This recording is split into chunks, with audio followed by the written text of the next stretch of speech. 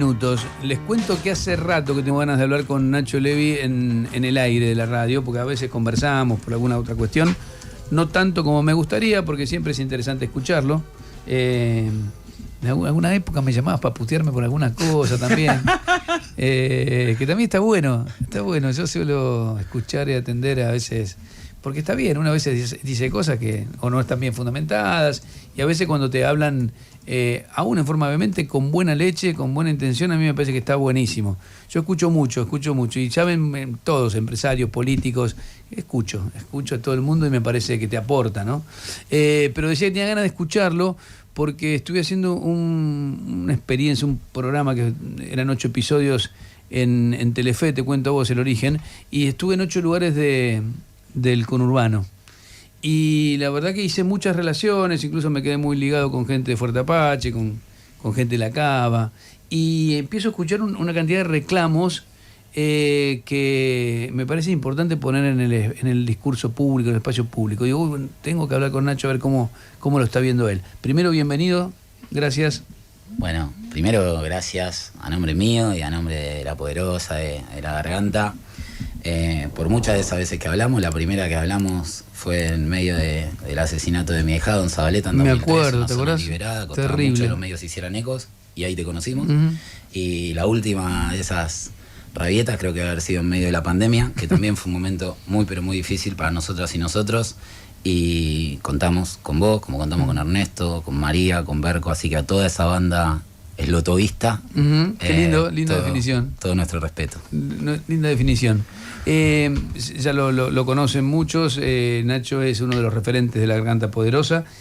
¿Cómo definís La Garganta Poderosa para alguien que no sabe nada? ¿Cómo la contás? Es una enredadera de asambleas populares, barriales, que no tiene un marco político partidario, pero está regida por la agenda propia de cada uno de los territorios. Hoy son 114 asambleas en todas las provincias en Argentina y procesos más o menos incipientes en todos los países de América del Sur. Uh-huh. ¿Tiene alguna afiliación política o hay en esas asambleas gente que piensa distinto? A ver, filiación política, tiene la política como una herramienta desde siempre, que la validamos permanentemente. Nunca nos encontraron ni nos van a encontrar en la vereda de la antipolítica. Lo que no tenemos es una afiliación partidaria, uh-huh, porque está conformada nuestra estructura por vecinas y vecinos de los barrios, convocados por necesidades, por urgencias o por utopías que tienen que ver con la vida en comunidad, no con una proyección, una estrategia electoral para llegar al Estado y desde ahí, lo que no quita que obviamente tenemos articulación permanente con otras organizaciones sociales que sí tienen un arraigo partidario, o con funcionarios de distintos estamentos con los que obviamente discutimos políticas públicas, pero básicamente como 3 andariveles te pintaría lo que hacemos, ¿no? El primero es visibilizar, tenemos un acento muy fuerte en la comunicación, no solo porque, uh-huh, hacemos una revista que nos permitió de alguna manera dar a conocer el trabajo de la organización, sino porque nos parece que después de tantos años de silenciamiento, de postergación, lo primero que hay que hacer para alcanzar las soluciones que necesitamos es presentar las problemáticas. Lo segundo es un fuerte ejercicio de autogestión a todos los niveles. La revista que hacemos no tiene pauta oficial ni publicidad comercial, nunca la tuvo, y eso nos obliga a organizarnos como nos organizamos en nuestros comedores, en nuestras, uh-huh, casas de la mujer, para llevar adelante el día a día con nuestras propias manos, nuestro propio recurso y demostrar que los primeros que ponemos el cuerpo somos nosotros. Y la tercera, para no caer en el ONGismo, en una actividad absolutamente naif, es la demanda permanente de políticas públicas que ataquen el problema estructural, que por, uh-huh, supuesto es la responsabilidad de quienes son funcionarios públicos y es la meta de aquellos que se proponen objetivos como partidos. En nuestro caso, el no estar condicionados por la dinámica electoralista no nos hace ni mejores, ni peores, ni moralmente superiores, pero nos habilita a poder mantener nuestra agenda en cualquier escenario, incluso, uh-huh, en cualquier año, incluso este. A propósito de agenda, ¿cuáles son los temas que más preocupan? Si vos tenés que identificar, mira, los problemas más importantes a los que habría que prestarle atención, ¿cuáles son? En los barrios estamos hablando. Hoy es imposible hablar de la pobreza en los barrios populares de América Latina y de Argentina también, sin hablar del narcotráfico, el narcomenudeo o todo lo que eso trae de la mano. Históricamente ha sido así, y nuestra posición, como la de muchas organizaciones progresistas, de izquierda, peronistas, era Decir, bueno, ojo, porque el narcotráfico no se resuelve mandando tanque de guerra a una villa donde no viviría nunca ningún CEO ni de Coca-Cola ni del narcotráfico. Y que no se nos volviera más punitivismo. Entonces la respuesta casi automática era, bueno, también hay narcos en Nordelta, váyanlo a buscar allá. Y era un porcentaje minoritario en barrios donde la gran mayoría estaba ordenada en una dinámica comunitaria. La pandemia, la situación económica y la falta de respuesta de los gobiernos, incluido dinamitó esa situación. Y hemos perdido barrios enteros, se han caído diques que eran familias históricas que resistían a entrar a esa dinámica y terminaron atrapadas en esa dinámica. Es difícil, ¿no? Porque la clave para pensar una estrategia comunitaria contra la metástasis del narcotráfico era cómo acompañarnos entre familias que no pueden o no saben cómo enfrentar a ese monstruo de tantos tentáculos que casi ningún Estado puede derrotar. Y hoy el problema es más profundo, porque hay muchas de esas familias que tal vez no quieren, que lo ven como un modelo más viable, y se entienda bien lo que digo, no porque lo sea, digo, en los barrios populares te lleva a la tumba o te lleva a la cárcel, digo, no conozco ningún vecino de los barrios que conforman La Poderosa que se haya hecho rico o feliz por ese camino.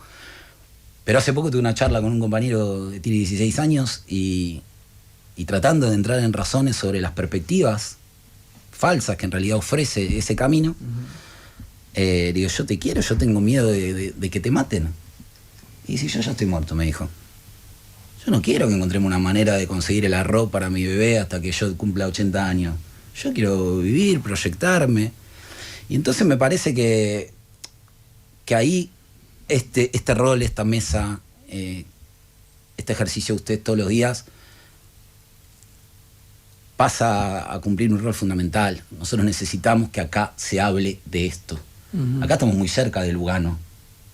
Y en Lugano hubo tiroteos el 9 de enero de 2023, el 15 de enero, el 17 de enero, el 20 de enero, el 21 de enero y el 23 de enero. Eso no marca agenda, no está en los medios. El tema del narcotráfico no está en agenda. Generalmente se habla cuando pasa algo en Rosario y punto.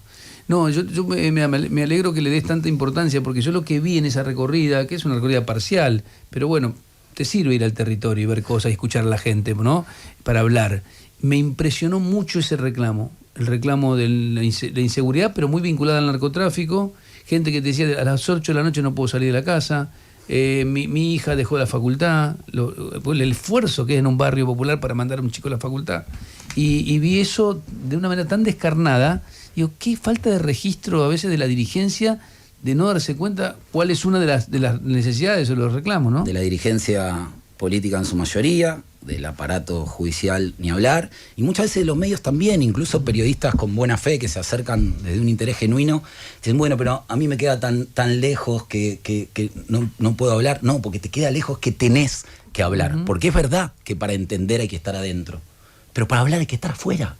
Entonces necesitamos que se impliquen, necesitamos que digan, che, si en la capital federal, que podríamos hablar de cualquiera de las provincias del interior, pero en capital federal se profundizó esta problemática, y te estoy diciendo, tenés 10 tiroteos en un barrio en lo que va de este mes, y si querés saco el teléfono ahora de los compañeros de Lugano y te detallo uno por uno la fecha que te dije, qué fue lo que pasó, cómo fueron los tiroteos, dónde se dieron, que no sea un tema de agenda. Y lo de Rosario tampoco a la escala que debiera, porque dijo, tirotearon un canal de televisión. ¿Ustedes se imaginan si tiroteaban un canal de televisión en Capital Federal lo que hubiera pasado? Una locura. Estamos hablando de 288 homicidios en un año. Estamos hablando de 23 homicidios en lo que va de 2023. Sí, impactante. Entonces me parece que debajo de toda esa catástrofe de números y de sangre o de cárcel, hay un problema profundo que tiene que ver con el empobrecimiento de los sectores populares, con la vulnerabilidad a la que llegaron muchísimas familias que en otro momento no hubieran caído en esa. Y si vos mirás a tu alrededor, a otros invitados, a personas con las que te vinculás de una clase media un poco más acomodada, y empezás a pensar cómo les afectó un 94% de inflación en un año, un 95% en alimentos, un 100% en la canasta básica. Imagínate abajo, donde todavía se sostiene mediáticamente la fantasía de que X familias viven con un plan. Explíquenme cómo vivís con un plan. Vos hoy necesitas 160.000 pesos para vivir una familia de 5 miembros. Y para comer, 70.000 pesos. O sea, para comer necesitas 2 potenciar y para vivir necesitas 5 si no laburaras. Eso no existe.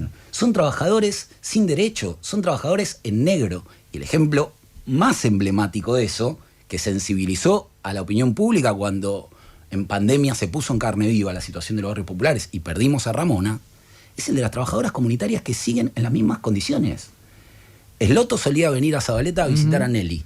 Nelly cocina en un comedor para 500 personas desde hace 30 años. Pero si tal vez alguien del otro lado no conoce a Nelly, póngale Margarita Barrientos, póngale el nombre que quiera.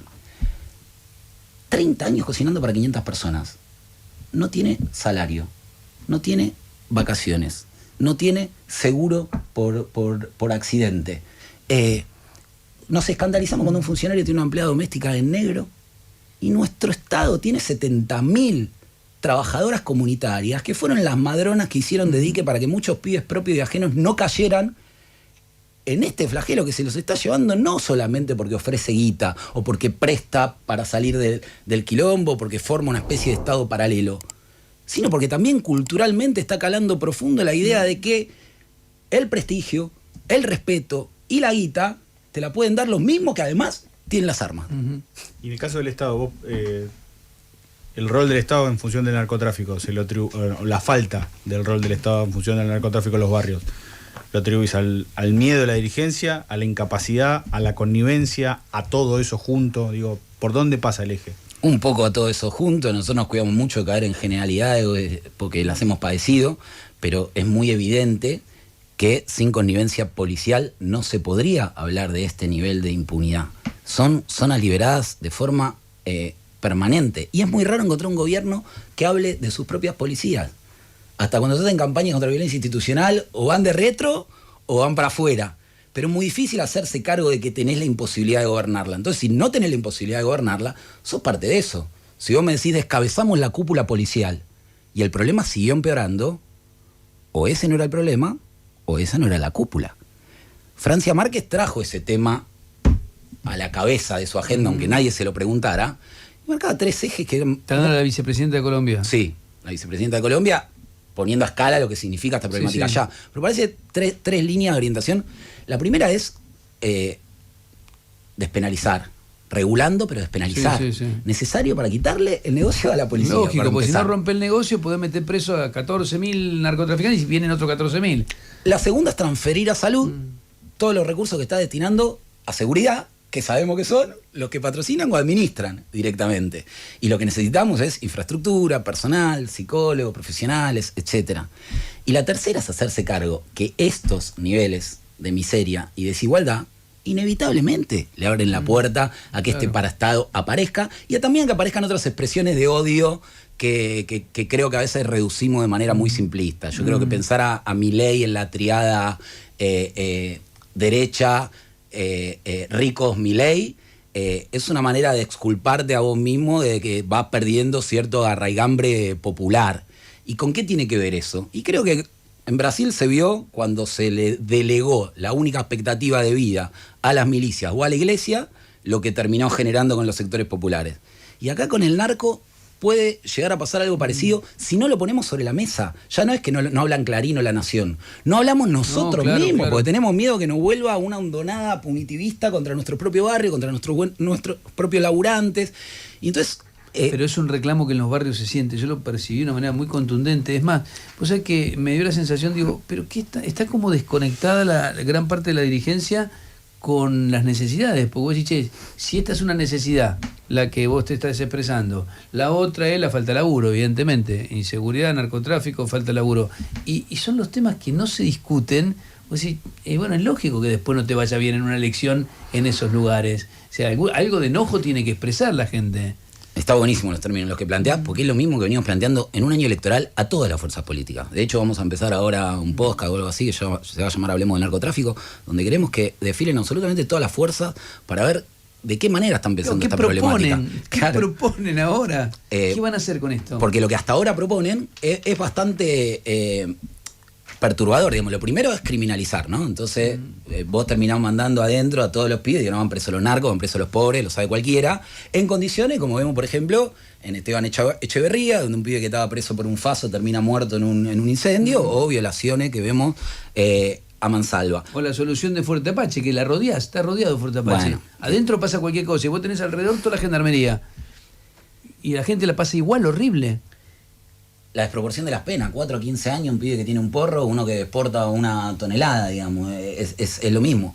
El colapso del sistema carcelario, de 2001 hasta ahora, creció 252% la población carcelaria vinculada al narcotráfico. De ese 252%, el 45% no terminó la primaria.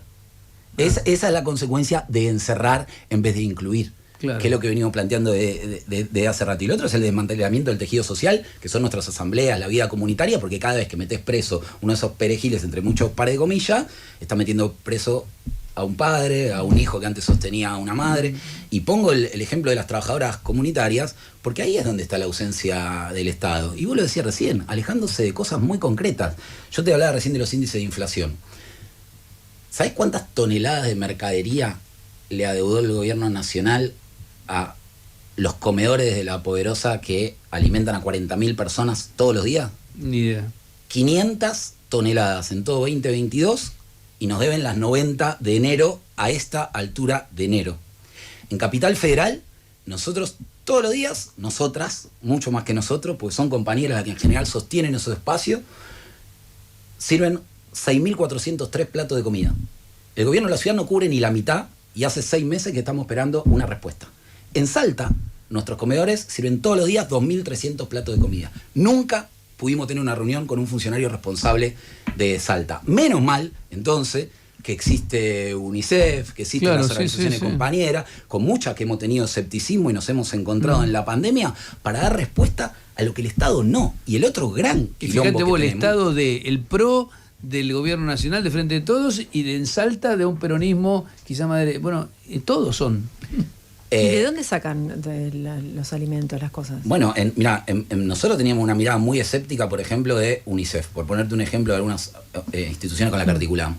Éramos críticos de Un Sol para los Chicos, pensábamos que estaba planteado una lógica muy caritativa. Cuando empezó la pandemia, la responsable de UNICEF en Latinoamérica, que se llama Brumana, tuvo una actitud que nosotros valoramos inmensamente, que vino al barrio, se sentó con nosotros y dijo: ustedes tienen una red ahí abajo donde hay que llegar, no hay tiempo de desplegarla ahora, díganos qué necesitan. Y a partir de ahí las políticas públicas le empezamos a demandar al gobierno de conectividad, de agua potable, de alimentos.